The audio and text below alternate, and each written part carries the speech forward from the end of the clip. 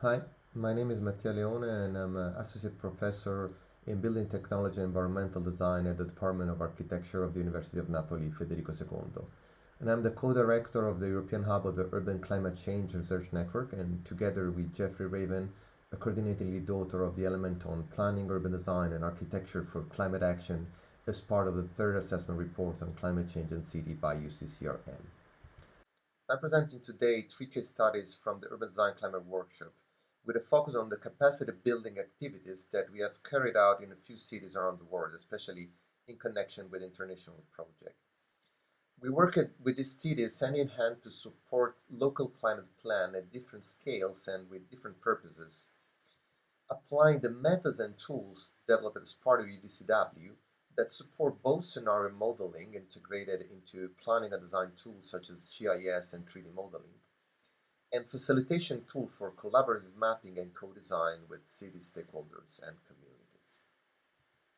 In the case of Rio de Janeiro, within the Horizon Europe Up 2030 project, we carried out a UDCW session in 2024 involving several city stakeholders.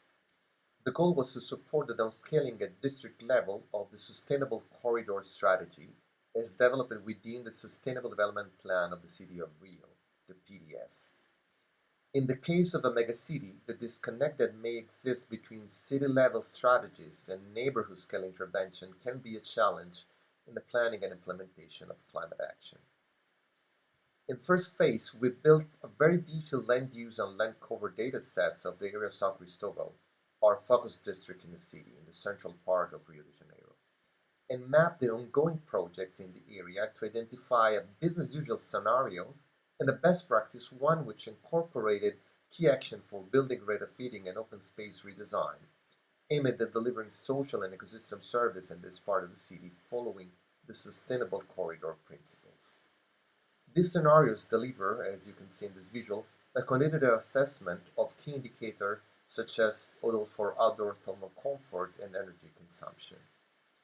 The usefulness of this application is in the capability of integrating in a design platform the city strategies and perform the assessment of alternative scenario with different level of detail, also supporting the possible configuration of neighborhood scale action to deliver both socioeconomic and environmental co-benefits of climate action.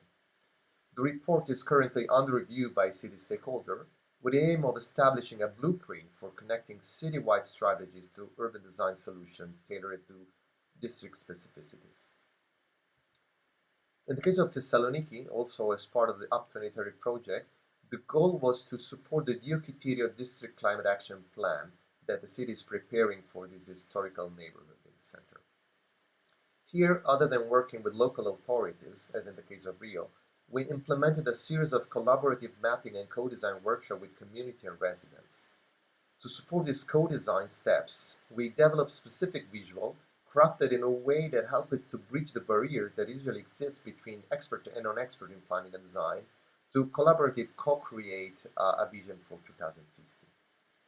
Even in this case, we delivered quantitative analysis with respect to heat stress, energy consumption, and renewable energy production potential in the district. And the final outcome is to embed scenario modeling and quantitative analysis in this local climate action plan, showing their alignment with community priorities and providing the city with a set of structured spatial analytics to incorporate in local geospatial information system for further application.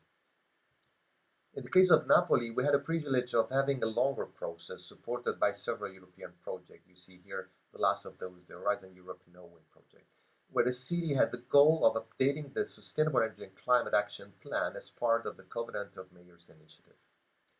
In this case, we worked with city representatives to co-design a vision for 2050 and also discussing it with neighborhood communities in a series of collaborative mapping and co-design workshops. Similar to Thessaloniki, the UDCW session helped to incorporate in the second vision the community priorities that often are not really connected to climate change, but rather to the need of basic services, housing quality, and public space quality in general, thus connecting the dots between urban regeneration priorities perceived by people and the city targets for climate adaptation and mitigation. You can see here two different kind of results we deliver. One is part of a simulation service that we built for the city, in which each measure and each ongoing and future project can be assessed with respect to several key performance indicators as a starting point for a full digital twin supporting multi-scale climate resilient planning and urban design, but also a series of ideas and design topics for future transformative system change in the city that came from the dialogue between the students of the UCCRN Edu Master that we established as part of a big Erasmus project and the residents and community representatives to transform the way we connect priorities for city transformation to design innovation by looking at the critical systems that are major driver of carbon emission in cities and converting them into potential community hubs that incorporate circular economy opportunities, accessible social services, and environmental education. I'm leaving you here with a few links, also referring to the project I mentioned, and of course the UCCRN and its European Hub. Thank you.